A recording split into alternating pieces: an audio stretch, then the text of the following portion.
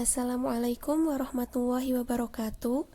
Di sini kami dari kelompok 12, kelas teori pengambilan keputusan C akan membahas materi tentang analisis forecasting dalam pengambilan keputusan.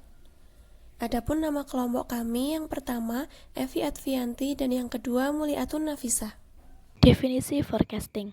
Forecasting atau peramalan adalah suatu teknik analisa perhitungan yang dilakukan dengan pendekatan kualitatif maupun kuantitatif untuk memperkirakan kejadian di masa depan dengan menggunakan referensi data-data di masa lalu.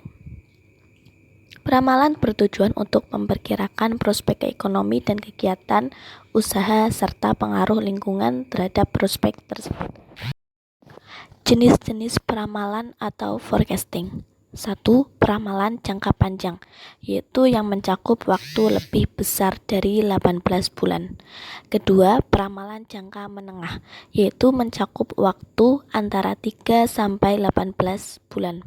Lalu yang ketiga, peramalan jangka pendek, yaitu mencakup jangka waktu kurang dari 3 bulan. Tujuan dan fungsi peramalan atau forecasting. Menurut Hazard dan Render, ada 3. Pertama, untuk mengkaji kebijakan perusahaan yang berlaku saat ini dan di masa lalu, serta melihat sejauh mana pengaruh di masa datang. Kedua, peramalan diperlukan karena adanya time lag atau delay antara saat suatu kebijakan perusahaan ditetapkan dengan saat implementasi. Ketiga, peramalan merupakan dasar penyusutan bisnis pada suatu perusahaan sehingga dapat meningkatkan efektivitas suatu rencana bisnis. Kemudian sumber data dalam analisis forecasting. Pertama, data menurut jenisnya ada 2, data kuantitatif dan data kualitatif. Yang kedua, data menurut sifatnya ada data discrete dan data kontinu. Yang ketiga, data menurut sumbernya ada data intern dan data ekstern. Yang keempat, data ekstern dibagi menjadi 2, data primer dan data sekunder. Lalu, marketing environment dalam pengambilan keputusan. Lingkungan pemasaran atau marketing environment adalah gabungan pengaruh semua faktor di luar perusahaan yang dapat mempengaruhi kesuksesan pemasaran sebuah perusahaan. Faktor-faktor ini termasuk tradisi budaya, perkembangan teknologi, aktivitas pesaing, kebijakan pemerintah, dan perubahan dalam saluran distribusi. Kemudian, lingkungan pemasaran eksternal dan cakupannya. Pertama, lingkungan eksternal makro. Ada 5 aspek yang mempengaruhi perusahaan dari sisi eksternal makro, yaitu aspek demografi, aspek ekonomi, aspek sosial budaya, aspek teknologi, dan aspek hukum dan politik. Yang kedua, lingkungan eksternal makro. Lingkungan pemasaran ini berhubungan dengan pelaku-pelaku yang aktif berperan dari luar perusahaan. Pelaku-pelaku itu yaitu aspek penyedia atau pemasok, aspek pesaing, aspek pelanggan, dan aspek perantara. Lingkungan pemasaran internal beserta fungsinya. Pertama, lingkungan internal atau pemasaran.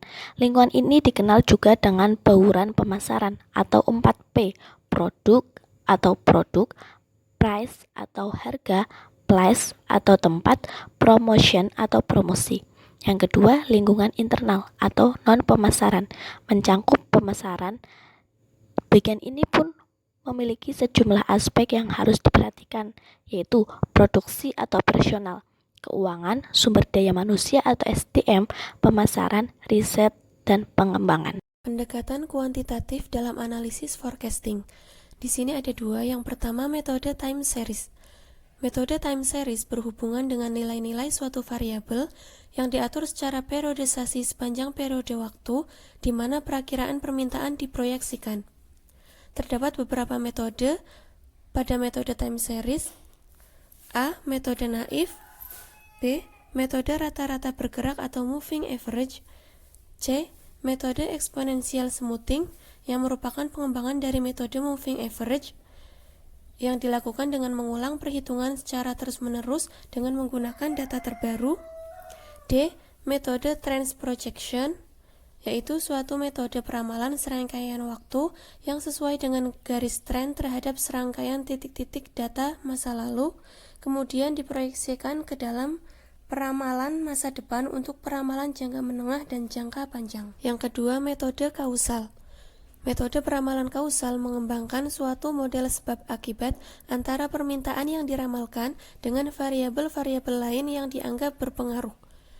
Terdapat beberapa metode kausal antara lain metode regresi dan korelasi, metode ekonometrik, dan metode input-output. Sekian, terima kasih. Wassalamualaikum warahmatullahi wabarakatuh.